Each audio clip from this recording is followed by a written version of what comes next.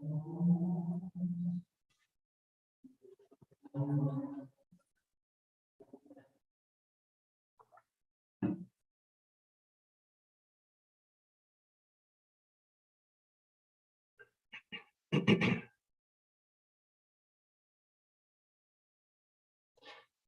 afternoon, and thank you all for joining us. I'm John Vallant, a senior fellow in the Governance Studies program at the Brookings Institution and the director of the Brown Center on Education Policy at Brookings. It's my pleasure to welcome you to today's event on the politics of education. And as anyone watching this knows, this has been an extraordinary and difficult time in a lot of ways for US schools. Education is no stranger to political controversy, and there are plenty of examples from US history of issues bubbling up from schools into our national politics. But I think it's safe to say that what we've been seeing lately is far from normal. And whether it's issues related to the pandemic, like school reopenings and mask mandates, or culture war issues like critical race theory, the politics of education are generating more heat than they have in a very long time. So we have a terrific group of panelists to help us make sense of what's been happening and what it might mean for students, schools, and future elections. For some introductions, we have Lauren Camera. Lauren is a senior writer at US News and World Report, where she's worked as an education reporter since 2015. Lauren's reporting on education policy and politics goes back well before then too, and she's written for a number of education outlets, including Education Week, the Chronicle of Higher Education, as well as Congressional Quarterly and others.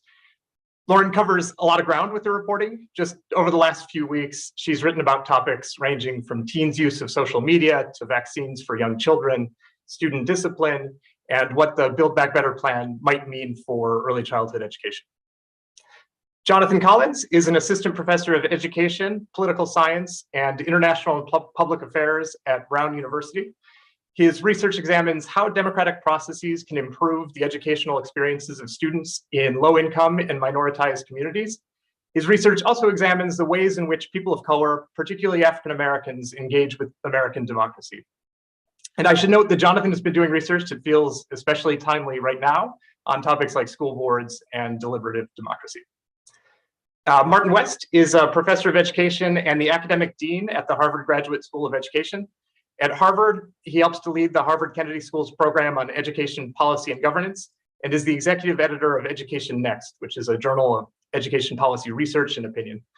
Marty's research covers a lot of topics in K-12 education politics and policy, and he's been directly involved in the policy world by, for example, serving on the Massachusetts Board of Elementary and Secondary Education, and as a senior education policy advisor to the US Senate Committee on Health, Education, Labor, and Pensions.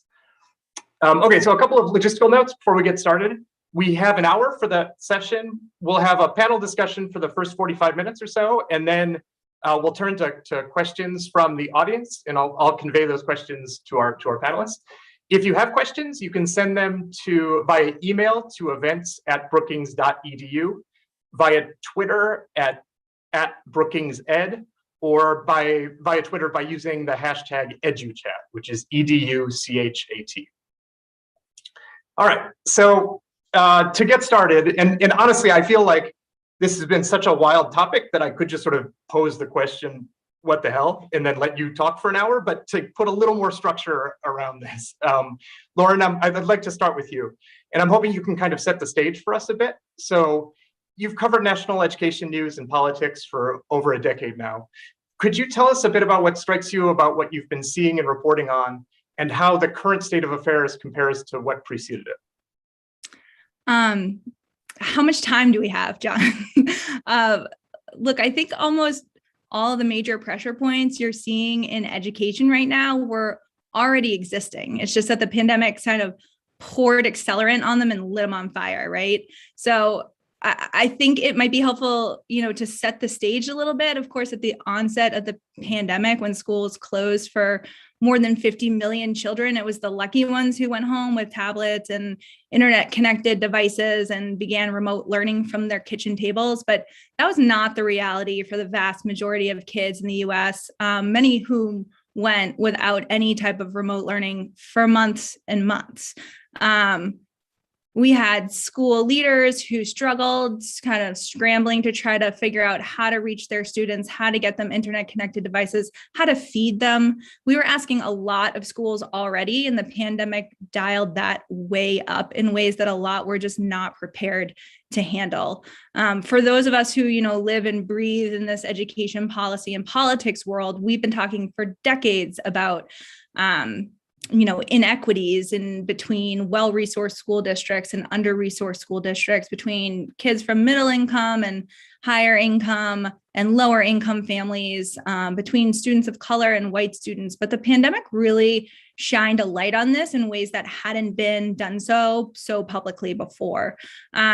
Of course, those who fared worst a lot of times included students with disabilities and English learners whose services were significantly interrupted, as well as students from low-income school districts where financial barriers meant a real big lag in getting students devices and establishing remote learning, as well as a lag in being able to fully reopen for in-person learning. A lot of these districts dealt with much higher rates of community transmission and lacked resources to manage some of the CDC recommendation risk mitigation strategies, things like social distancing and PPE and sanitization and testing. And, in fact, it wasn't until this school year that many of them began welcoming kids back into the physical classroom. So the academic and social and emotional learning loss has been really great, especially for some of our most disadvantaged students. And of course, all of this is playing out, right? Well, parents and caregivers overnight became proctors and teacher aides, at least for those lucky enough to even be able to work from home. Others struggled to kind of piece together childcare. Some made difficult decisions to either leave some of their oldest children in charge of the younger ones or walk away from hard-earned careers. I mean, the mental load and stress for parents has been pretty incredible.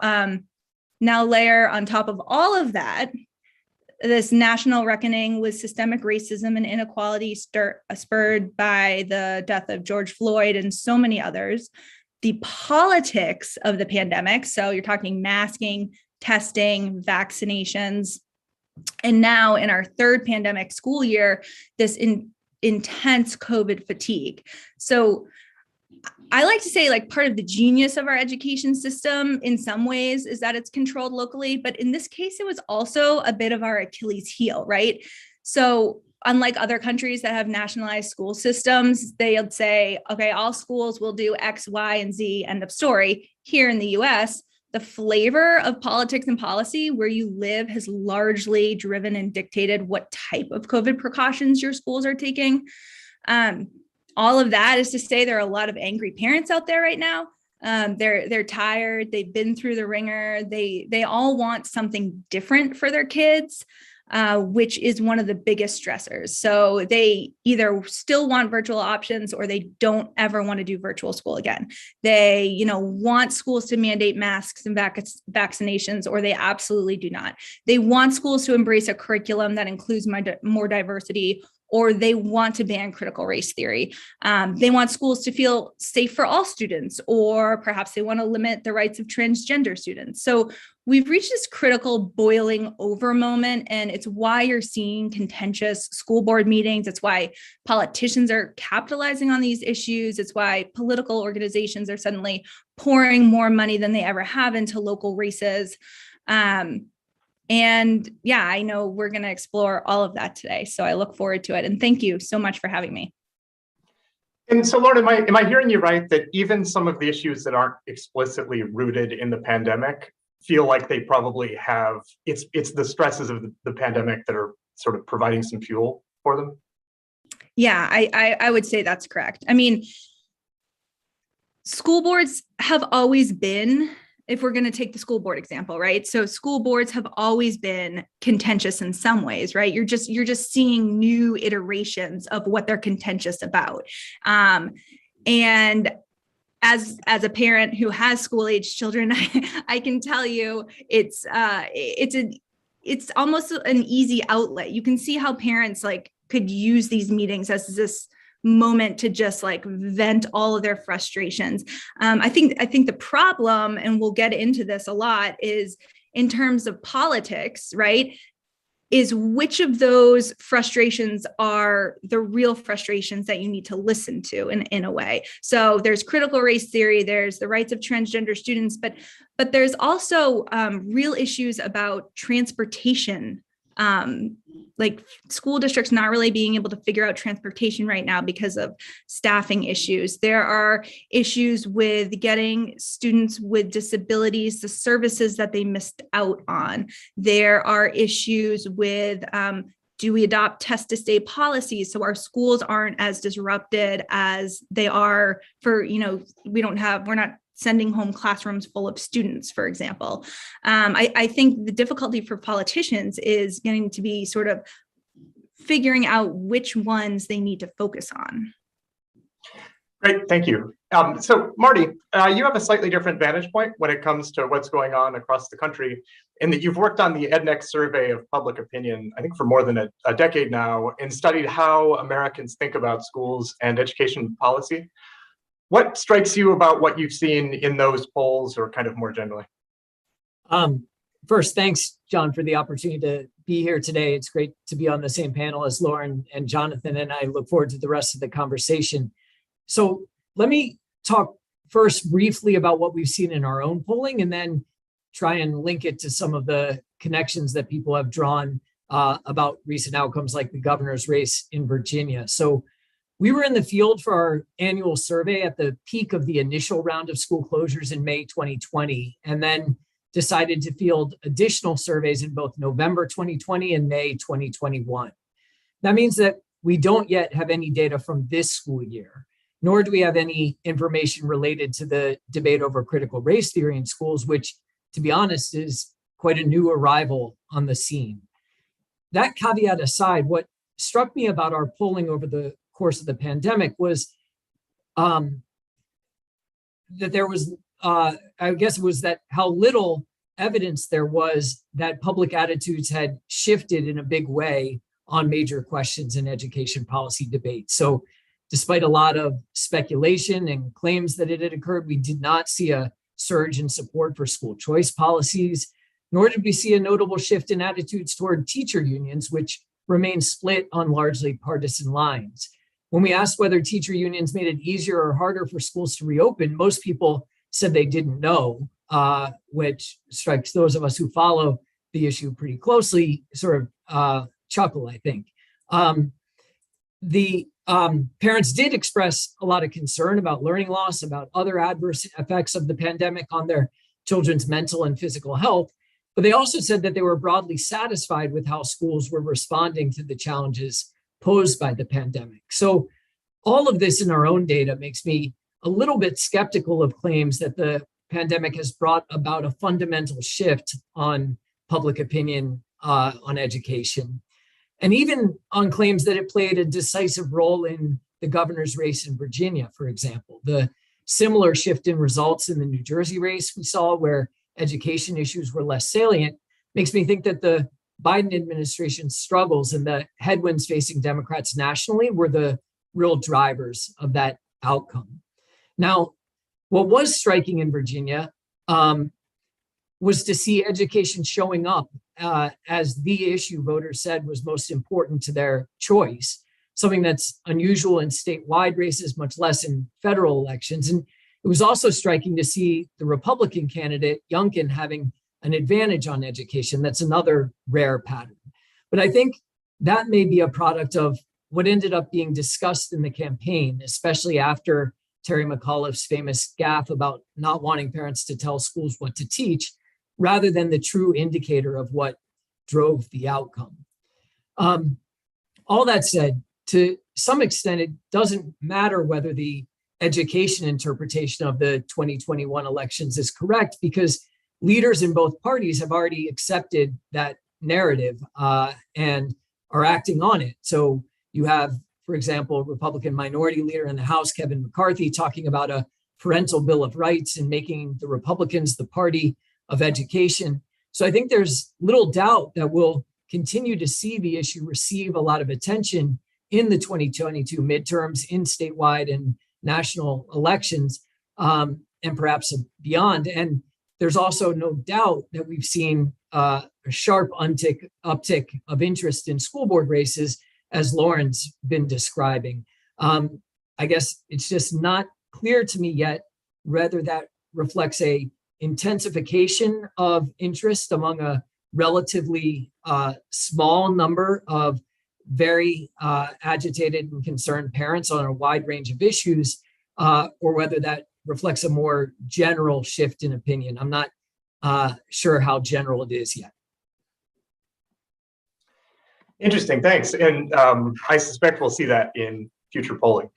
Okay, so Jonathan, turning to you. So I'm curious, Jonathan, about your thoughts on all of this too, on sort of what's behind what we've been seeing, but also about how much and in what ways it matters when the politics of education heat up like this, and whether there are tangible ways in which fights over some of the issues that we've been talking about, mask mandates and CRT and transgender students' rights, whether they affect students and schools and society. Well, I think that's an important question, John. I think the fundamental impact and the potential hazard relates to the extent to which these fights help us get it right, or in certain instances, prevent us from getting it right. And so, John, you used the word debate, and I think that word is critical. And so, true debate is grounded in fact and the search for truth. When it comes to issues like mask mandates or even vaccine mandates, these are issues that should be grounded in a clear and thoughtful understanding of what the evidence says, and also what it doesn't say. And so we have multiple randomized control trial studies now that provide evidence that wearing masks reduces the spread of COVID, right? For debate to be useful for our schools and our kids, we needed to center around this kind of evidence, but that's not what's happening. We're seeing misinformation spread from different corners of the internet, and instead we're having debates about whether or not COVID is real or some sort of made up conspiracy. And that's a theme that runs through the other hot button issues that you mentioned. Critical race theory, some white blame indoctrinating ideology. The line of thought emerging out of critical legal studies from some of our top law schools. And the aim is to make sense of why we see such strong, persisting racial disparities in outcomes. The main argument is that we have some racist laws that were put in place with discriminatory intent and have longstanding impacts on maintaining racial disparity. It's a legal lens, not necessarily a historical one. And no state or district, to my knowledge, has implemented, CRT teaching practices within their curriculum standards or structures. What we have seen is in California, in parts of Arizona, policymakers have made moves to require students to take ethnic studies courses. Maine implemented an African American history course requirement. States like Delaware and New Jersey have made softer promises to better incorporate diversity and inclusion into the curriculum. But the notion that kids are getting taught to hate white people is simply not true. And then what we should be having a debate about is how to construct, adopt, and implement curriculum that actually enables students, especially kids who look like me, really, to feel empowered when they open a textbook or encounter a new subject area. But again, that's not the debate we're having. It's about race wars and teaching white kids to making sure that we teach white kids to not feel bad about themselves. And again, all of it is just rooted in misinformation. A similar thing happens when we think about transgender student rights. The CDC releases an annual report. John, you've written about this, the Youth Risk Behavior Surveillance report. In 2019, they found about 43% of transgender youth reported having been bullied on school grounds, compared to 18% amongst cisgender students. 29% said they'd attempted suicide. According to multiple outlets, 2021 was the deadliest year on record for transgender people, mostly dying as a result of violence. So when we talk about transgender rights, we're talking about keeping people alive, but that's not the debate. Again, John, you've written about this, about lawsuits being aimed at the Biden administration, filed by states who don't believe transgender students should have the right to access bathrooms and join sports teams. And I'm not saying that these aren't things that we shouldn't sort of sort out, but the debate we should be having is how we keep young people safe. It's the same debate we should be having when it comes to gun laws, but too often we're seeing too much distance between the most pertinent evidence on a policy-related issue and compared to the actual sort of debates that are materializing in school board meetings. And so I think, again, at the root of it all is just this issue of misinformation that seems to be spreading across these policy issues. Great, thanks, Jonathan. And so So I want to turn a little more specifically to school boards, and school boards have come up already quite a bit, and it's obviously a big topic right now. We're seeing it in the news quite a bit. And Lauren, I'll start with you again, if that's okay. And I'm curious, partly to hear you talk about kind of what's been happening in school board meetings in particular, and what has struck you about the flare-ups in those meetings, and kind of what might be the reasons behind it. And then I'm also curious, so based on what Marty was telling us earlier about this sort of split between where we see all of this anger in school board meetings, but so far it hasn't necessarily been reflected in more representative polling, kind of how you make sense of that too. Yeah, so I would agree with Jonathan. I mean, some of this has really gotten out of hand. The National School Boards Association, they're not wrong when they characterize some of these threats that they're seeing as unprecedented. I think one of the things that's been interesting is the folks who are showing up to protest school board members and policies around critical race theory or making vaccination and masking policies. They're not the majority. And sometimes they don't even have children in the school system. They typically all have very similar talking points. This is something Jonathan spoke to a little bit. They're coming directly in a lot of cases out of these like how-to pamphlets that are funded by groups like Students for Trump or the Club for Growth. And that doesn't mean, though, that there aren't some really serious concerns being raised by parents who want to be heard. Things like, as I mentioned previously, like transportation issues, staffing shortages, test to stay policy, special ed services. And that's where things get tricky, weeding out like the noise from the legitimate issues. I think to Marty's point, I think his polling shows what essentially we're going to see is that the issues that are important will remain the issues that are important, whereas this sort of noise that we're hearing coming out of school boards will, I don't know when, don't have a crystal ball, but will probably dissipate some. I just keep thinking to, I guess, the off-year election cycle that we just had and some of the school board recalls, which I know we're going to get to and talk about a little bit more, and some of the folks who are, campaigning for school board positions and on issues like stripping critical race theory out of curriculums. They're going to, if they're elected, right, they're going to get to these school boards and say, oh my gosh, I have to do boring things like pass the budget or, make staffing decisions. And those aren't the reasons why they're running. Those aren't the things that are like feeding the fire, fanning the flames in these school board issues. But those are the things school boards do. And a lot of times they're volunteer positions. These people are not getting paid. And yeah, they're really just coming under fire right now. And how much room, so there's this sort of boring work of school, the boring but important work of school boards. And how much room and how, I guess, concerned should we be about the possibility that we don't know what some of these newly elected board members who are maybe kind of well outside the mainstream might adopt as their kind of pet projects going forward? Like, is there room in school board governance for this to take some turns that we aren't expecting right now?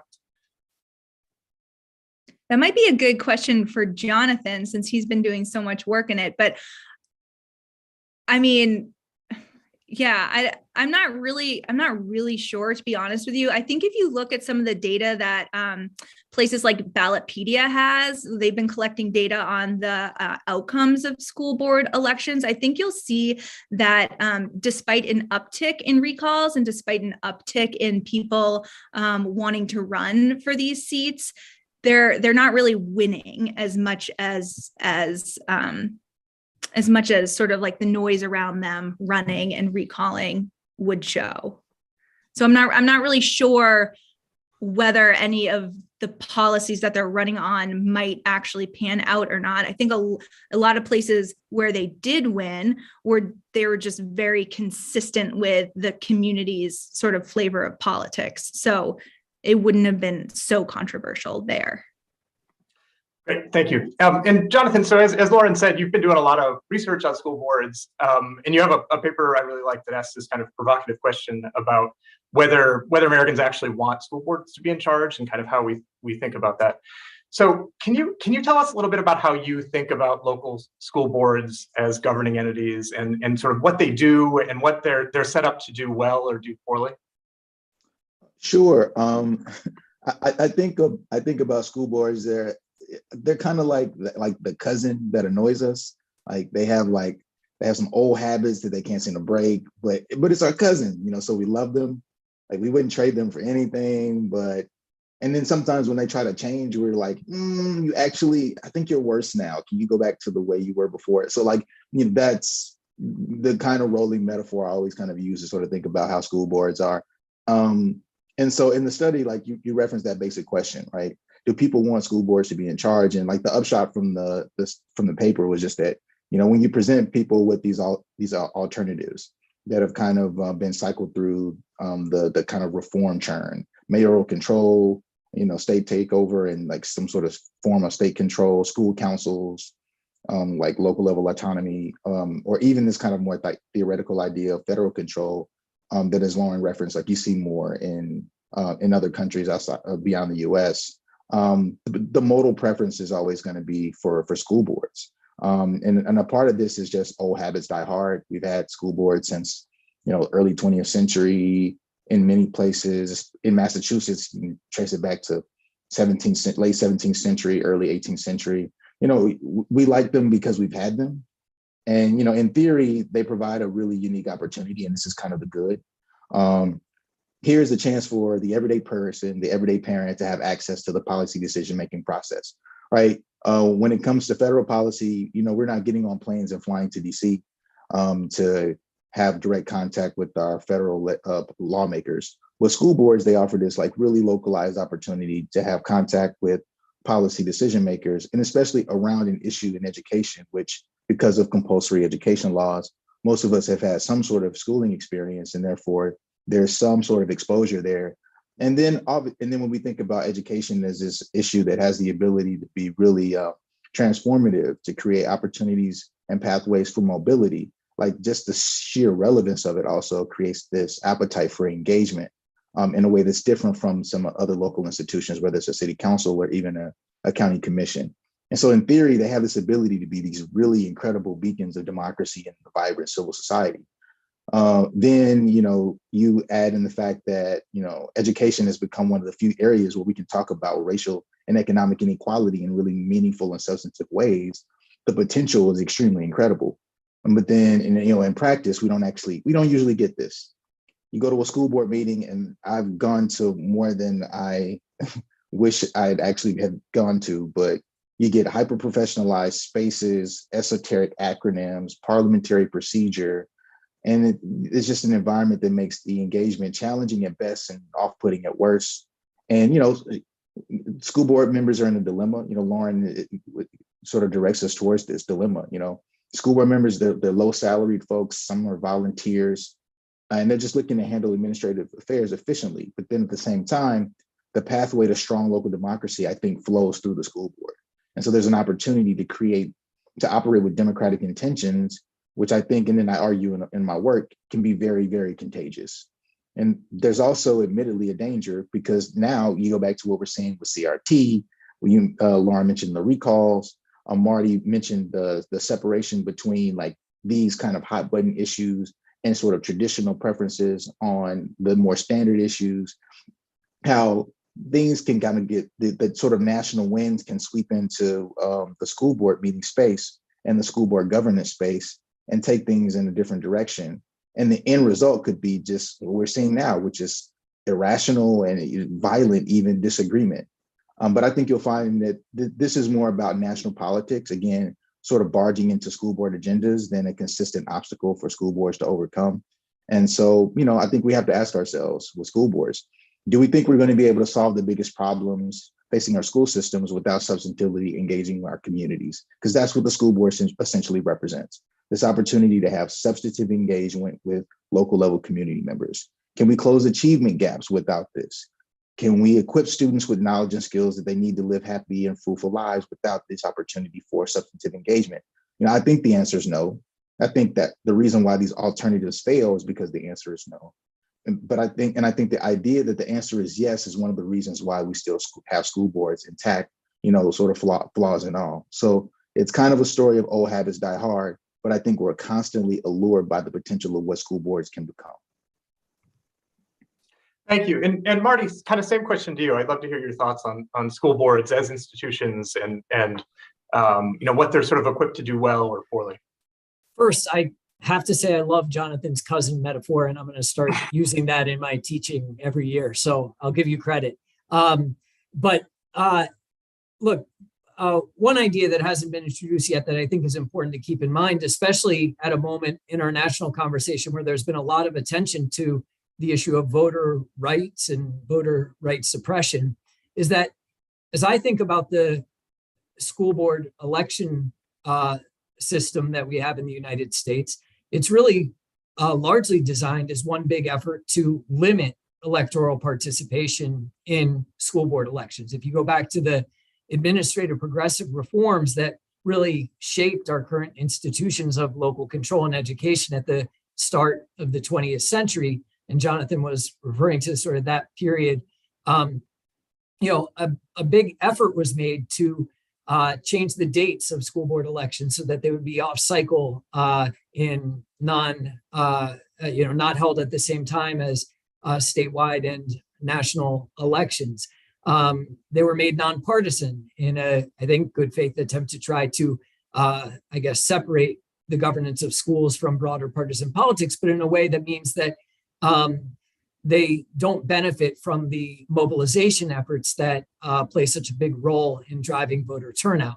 And these and other changes to how we conduct these elections, how we try to exercise local control, mean that turnout rates in school board elections are abysmal. They're typically in the single digits among registered voters.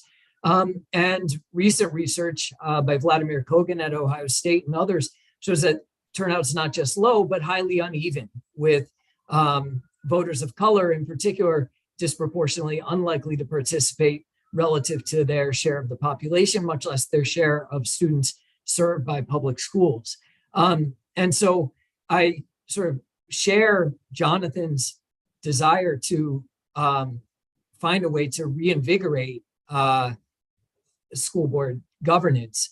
But as I look at it, Lauren mentioned in her first response how the pandemic had shined a light on longstanding inequities in the American education system. I think to some degree it's done that in our education governance system as well. It's long been the case that school board elections tend to produce boards that are represented by a lot of single interest advocates who are interested in a particular topic. It might be students with disabilities, it might be genetically modified foods in the cafeteria. And yet they're charged with making decisions about transportation curriculum across all subject areas, who the superintendent is. And I think there's some real challenges with that model. So again, I'd love to hear ideas about how to reinvigorate, how to capitalize on the potential of local control. But I'm sort of very concerned that this system of limited participation that we've set up isn't an authentic vehicle for local control, at least as we'd like to see it. I'll stop there. Yeah, thank you. And I'd love to hear Lauren or Jonathan weigh in on that same question. And actually, we got quite a few questions from audience members kind of along similar lines about these like governance reform possibilities and the structure of local school board elections, and questions about, nonpartisan versus partisan elected school boards and how we think about that stuff. Do any of the three of you have, and I think Marty, you may have hinted at a couple here, but have thoughts about like particular reforms that states should be looking at for how to actually handle those school board elections? Very briefly, I'll just say shifting the timing of elections so that they occur on cycle and alongside other elections that drive higher levels of turnout does seem to increase turnout. It's not clear that where that's been done, it's been transformative with respect to the results that school board elections produce, in part because I think we still don't have good information for voters to access. So, they may be turning out to vote, but they may either decide not to complete the ballot when it comes to the school board section, or they don't have much information to go on to serve as an authentic vehicle for accountability. So that's a step that I favor, but I think it is not one that we should think would be transformational in and of itself. I'd say I haven't done a lot of reporting on this particular aspect of school boards, so I'm not sure I have a great answer to your question. But one thing that I have thought about is how what's happening with school boards right now might be further turning off voters from participating in it. I mean, Jonathan and Marty have both spoken to this. They're an integral part of accessing and being part of maintaining and bolstering your public education system. But the things that are happening now in a lot of school boards, the debates, sort of the ferociousness there, I mean, we're a far cry from like the soft bigotry of low expectations, right? Like we're not, those like cordial conversations are no longer happening. And so I do worry about what the debates that are happening now turning off people from participating even further. And just to add to that, I think, in terms of reforms that we could be thinking about, and of course, I love Marty's idea of on cycle. And then I love Lauren's goal of like making sure that just like the dialogue and the kind of the spirit around school districts and school boards is more generative. And we should also be thinking about some reforms that they've been sort of floating at the national level. The idea of like a voting day as a national holiday. One of the biggest, kind of ironies I always find when it comes to school board elections is that, most people, their voting precinct sends them to the school. And so like the school is the voting site, yet like we still struggle to get active voter participation happening in school board elections. And I just think, whether it's like framing, the school board election as a holiday that everyone should be sort of excited about, whether it is figuring out reforms that could control reduce the impact of money. You look at urban districts now, and candidates are having to raise north of $1 million for a school board to be competitive in a school board race. And that just seems insane. And so like, obviously we've been having conversations about money and politics at the national level, but I think it's a conversation that should really move forward more swiftly when we're thinking about school board politics. And so, but the end result is just how can we have a more sort of generative, discursive space that really centers the true idiosyncratic needs of that specific community and those kids in those seats. And it just seems when we only have, as Marty mentioned, single digit participation in school board elections, it's tough to create an environment that does that. Great, thank you. And let me remind everyone too. So if you have questions, and we'd certainly welcome them. So that's, you can email them to events@brookings.edu or send them via Twitter to @BrookingsEd or #EduChat, EDUCHAT. And kind of on this topic of politics and elections, I'm curious, looking forward, if we look forward to 2022, and Lauren, I think you may have alluded to this earlier, but which if any of the issues that have surfaced so far in some of these conversations feel like they have staying power to actually affect 2022 elections, whether that's gubernatorial or congressional elections, or maybe something else? And any of the three of you, feel free to jump in. Well, I think certainly the politics and policies of COVID will be something we'll be grappling with,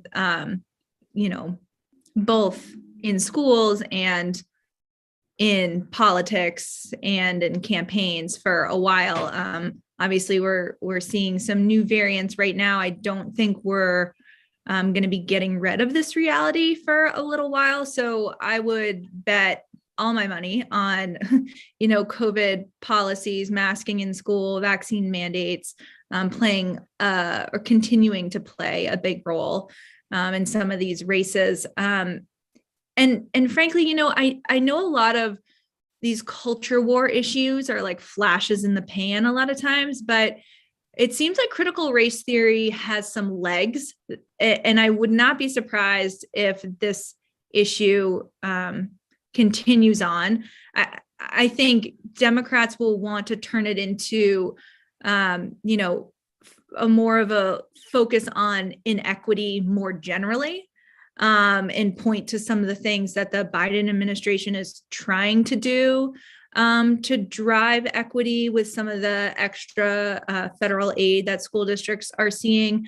But, what happened in Virginia for Republicans, that was a huge win. And so I don't see that issue going anywhere. I think, parental voice is going to be another big topic that we're going to hear a lot about. I talk to folks now who will say, well, look, Republicans can run on the stance of, well, we open schools, or we never really closed schools to begin with.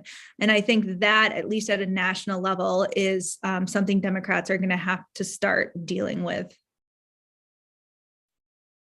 The first thing that comes to mind, John, is just the issue of parental rights that Lauren alluded to. You saw Republicans in the House of Representatives talking about a parental bill of rights, a right to know what your child is learning. So I think you'll hear calls for transparency around curriculum. I think you'll hear calls that, ironically, because I don't see it as a way of expanding parent rights, but at the state level, you'll see continued moves by Republican legislatures to ban critical race theory and its variants in schools. I think those laws are largely symbolic, given what John explained earlier about the actual status of instruction on those issues. But I think you'll probably also see, in an effort to try and do something more substantive on the issue of parental rights, continued efforts to expand school choice policies in Republican-controlled states. We saw a big wave of this activity amid the pandemic. As I said earlier, I don't think that was driven by a sudden surge in public enthusiasm for specific policy proposals, but it was certainly an effort by elected officials to link a strategy that they favored to the concerns of the day at a time when many private schools were succeeding in getting kids back in school much more quickly. And so I would not at all be surprised to see those efforts continue and be part of the broader debate at the state level over the next year. And one final thought on this, I think the more that happens over time, that's a strategy that's going to unfold primarily in red states. And I think we may end up seeing, more so than we have in the past, the emergence of some pretty different models of education across the US, the red state model and the blue state model, that may be more distinctive than we're used to. Can you say more about that? So in what way? What does that separation end up looking like? Well, I think there'd be differentiation around spending levels, around approaches to teacher licensure, around approaches to school choice, above all, where you may have some states that are much more comfortable with a variety of providers of publicly funded education, a variety of schooling models, and others that are more in the one best system mold as we've traditionally understood it. And we've already started to see some variation along those lines. It hasn't always been strictly on a red state, blue state basis, but it's speculative, but it's something that we could see emerge over time. That's a really good observation, Marty. I think you're right on the money with that. And we had, if I can pull in another audience question here. So we had a question, this one from Patrick Soper from the Accreditation Commission for Schools. And he asked how much all of this has been a red state versus blue state issue. And so whether it's kind of looking forward at how policies will change, or it's how like these school board fights have been playing out. Do we know, has it looked different in red states and blue states, or maybe in urban, suburban, rural areas? Like, do we know anything about how this is playing out differently in different places? I can jump in about the CRT issues as it relates to that question, because I think it illustrates something that I wanted to kind of underscore of why Marty's comments were so important, and which is that when you look at what's happening with CRT, there is very much a blue state, red state divide, but it's lopsided in that what we're seeing is on the right, the messaging is much clearer than the messaging on the left. The messaging on the right is we are anti-CRT, and we are going to craft bills in the state house that explicitly ban this thing that's not taught. Versus what we're seeing on the left is an inability to formulate a message. Well, one, how do you formulate a message around something that's not taught? But regardless, what you're seeing are sort of disparate and totally different types of policy responses. As I mentioned, you have California that decided to implement an ethnic studies requirement. Then you have a state like, I think Kansas put out an intention to embrace diversity. You have, again, Maine that implemented a requirement for African-American studies courses. So when you have a range of responses that are kind of in a constellation in relation to the issue, versus on the other side, the messaging is consistent and it's firm and it's clear. You have this divide, but the divide is not going to be balanced. And the question is, well, why? What is to be gained by this? And it seems like it's an opportunity that the right is using to generate political power to do other things. I think if you ask someone who's in a state house in a conservative state, in confidence, they would tell you that their issue is not CRT. I think their issue would be to do some of the things that Marty underlines.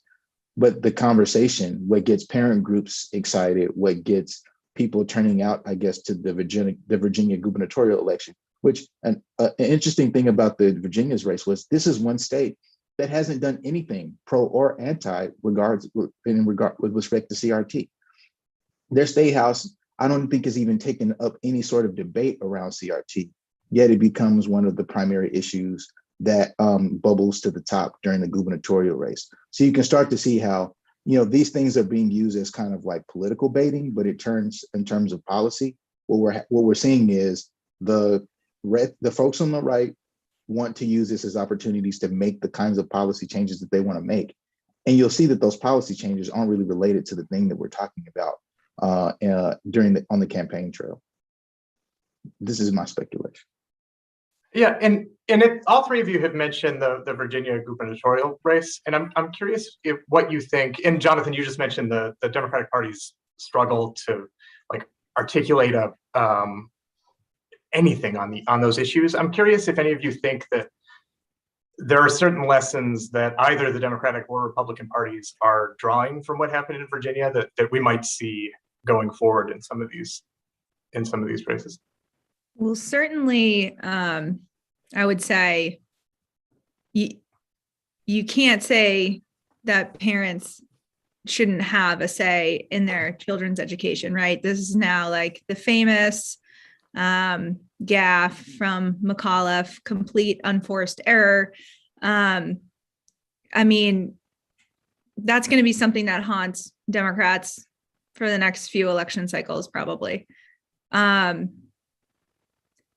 I think a lot of the energy in the Virginia gubernatorial election was focused in Loudoun County, right? I mean, to Jonathan's point, critical race theory became sort of this boogeyman there. And in a way, Republicans were able to capitalize on it, even though that wasn't really, Youngkin didn't have any grand education proposals, right? It was just that's what they were able to capitalize on. It kind of took the oxygen out of the room. So I think that is the perfect example there. I don't know. What do you think, Marty?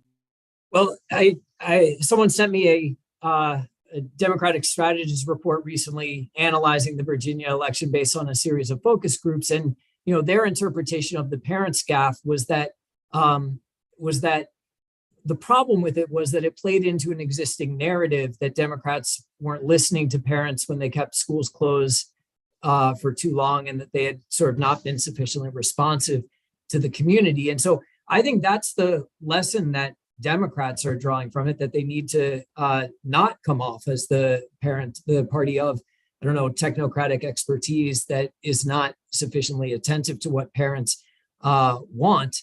Republicans, I think, are too often thinking that the issue of CRT was a decisive factor in Youngkin's success. I've already called that narrative into question. And I think there are other things you could say about why I don't think that was the real reason he won.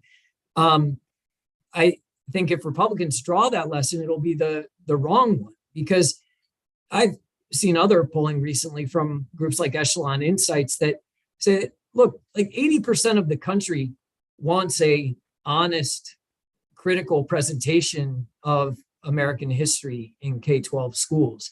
75% of the country favors efforts to increase the representation of Black, Indigenous, and other people of color on English reading lists. I think there's actually, when it comes to questions of curriculum, much more consensus than is reflected in this debate over this abstract concept, and that these efforts to ban, and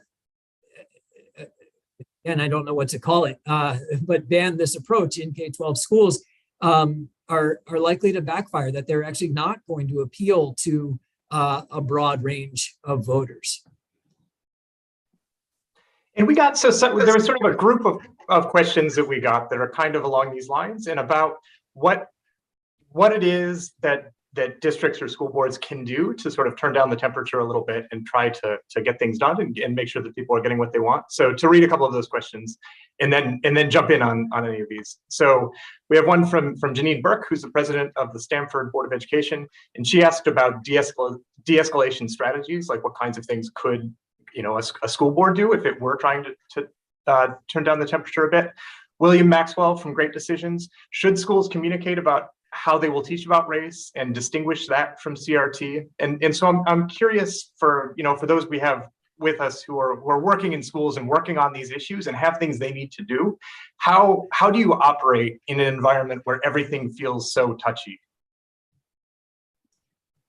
This is a great story idea for me, and I should probably look into it. De-escalation strategies. I'm putting it on my to-do list. I think school boards are in a tough position with that, though, because if you think of like, okay, we want to take down the temperature, maybe this time we won't invite people. Maybe we'll just do it like on virtual. Then you get called for like dinging people's First Amendment rights. It's kind of like they're in a really tough spot with this. I'm not sure what the right answer is. Have you, either of you, seen any good strategies implemented for this? Well, I think before we discuss the strategies, I want to make a point that I think ties well with Marty's last point, which is that, as I've been continuing to study school boards across the US, and especially school board meetings, the thing that I'm consistently finding is that they're not, the modal school board meeting in no way mirrors the kind of school board meeting you're seeing reported in the media.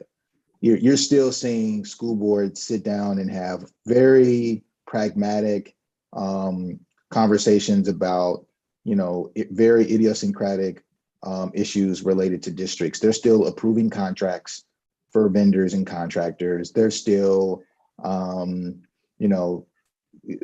figuring out what kinds of services specific schools need. They're still trying to bring kids in or figure out ways to give out awards and trophies to kids for showing up at meetings. So, the idea that every school board meeting now is this kind of big cafeteria fight between pro and anti-CRT folks is a bit overblown. And so I think the important takeaway is that there are very sort of typical mundane issues that school boards can very much still build conversation around that don't elicit the kind of reaction that we've seen proliferate through the media and social media.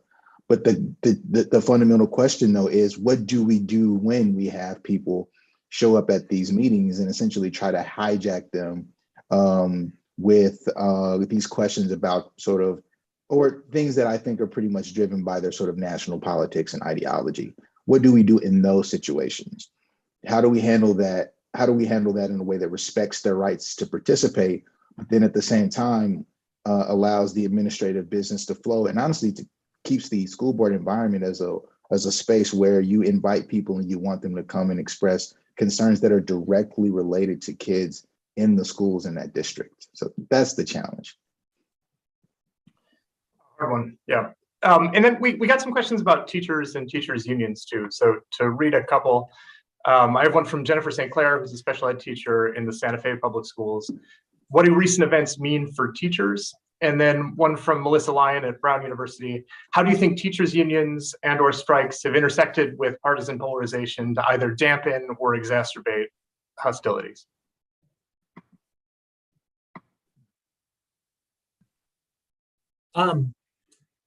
Sorry, I feel like I should jump in. I'm struggling to organize my thoughts. We have not seen a ton of actual strikes or other labor actions over the course of the pandemic. We've seen some threats. The wave of strikes has been in the several years leading up to the election, where you saw quite widespread activity in some states. And as we've looked at that wave of activity in our polling, we saw actually that the strikes did not sort of lower the reputation of unions in the public's mind. In that sense, the union sort of won the strike. And I think as we've entered this pandemic period, again, somewhat to my surprise, they seem to have succeeded in presenting themselves as not an obstacle to what parents want when it comes to reopening schools. So at least when it comes to sort of public understanding of the role of unions, and I haven't seen much in the way of fallout for the unions from the activities over the past 18 months. Lauren, can I pick on you with, oh, I'm sorry, Jonathan, go ahead. No, go ahead. Lauren, you can jump in. Yeah, Lauren, I'm curious kind of what you've seen and what you interpret about the way that the unions have engaged over the last months and last couple of years. Yeah, I was really surprised by the EdNext polling, Marty, when that came out, because it seemed like teachers unions were getting dinged and blamed for a lot of the slow reopenings or continued closures. But I think what's interesting right now, and like what I'm kind of focused on as a reporter and watching and really interested in to see where it goes, is with the teacher shortages right now in some school districts, where you're having, maybe districts are closing for every Friday, or they're having to start, giving some mental health days off here and there, or trying to move teachers from, to double dip on teachers and ask administrators to cover some classes and things like that. They're really getting pinched right now. And I'm curious to watch and see, especially leading up to the 2022 midterms and some of the gubernatorial elections, how this plays out in states. There's, and I don't want to make too much of it, because I don't think I don't want to amplify something that doesn't really exist, but there is this sort of like push and pull between what parents need in terms of like a schedule, a school schedule that they can count on, and what schools are able to provide given all the stressors that they're under right now. And I think that's going to be really fascinating to watch, to see how the teachers unions handle that, because that's a really tough one. I feel like whenever I talk to people in schools, it's shortages that are top of mind. Yeah. Whether it's teachers or substitute teachers or bus drivers, like that is sort of top of mind. So we have just a minute left. And this is an unfair question for like 10 seconds, but I'm curious if we look back at this era a decade from now, whether this is going to feel in your mind like a blip, like a weird moment in politics, or if we're seeing something more substantive than that. Do either of you have like a quick, or any of you have a quick reaction to that question? I'll say, to continue the theme that I started with today, that I think there's been a little more continuity and a moment revealing aspects of a system that were already there, rather than a fundamental departure. So I also think that education systems are inherently very conservative in the sense of being resistant to change. So I'm always inclined in that question to think blip rather than tectonic shift. And so that's where I would be placing my bets. If I could say one other thing, my hope, one theme of this conversation that hasn't been made explicit is that some of what people have been talking about in the politics of education is a real distraction from what schools need to be paying attention to right now, in the wake of what's very clearly the largest decline in achievement that students have experienced in our nation's history. And, my hope is that we'll be able to refocus our energies on that problem and strategies to address it as quickly as possible. Thanks, Marty. And I think the very well taken point. I think we all probably agree on that one. I feel like this conversation could honestly go like 8 hours, but it can't because I'll get in trouble. So let me thank the three of you. Thanks to Lauren, to Marty, and to Jonathan. And thanks to everyone for sticking with us and engaging with really good questions. And we hope to continue the conversation soon. So thank you.